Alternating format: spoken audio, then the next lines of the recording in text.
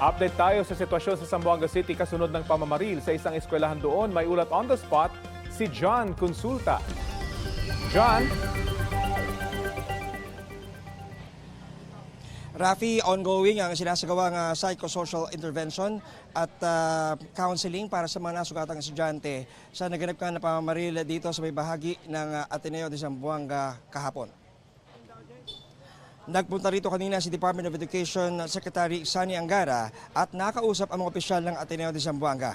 Sabi ni Secretary Angara, sa gitna ng mga kinakasang simulation exercises sa mga paaralan sa mga sitwasyon tulad ng school shooting, mahalaga para sa mga magulang na maging mapagbantay sa kanilang mga anak, i-monitor ang mga pinapanood online at mga kausap sa social media dahil sa presensya ng mga individual na nais-impluwensyahan ang mga kabataan.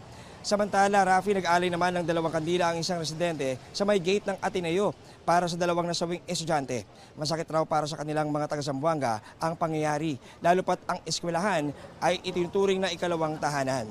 Inaasahan naman, Rafi, ngayong araw ang briefing ng Special Investigation Task Group para magbigay ng update kaugnay sa kanilang investigasyon sa nangyaring school shooting dito sa Ateneo de Zamboanga. At yung manalitas muna rito sa Ateneo, Zamboanga, balik sa iyo, Rafi.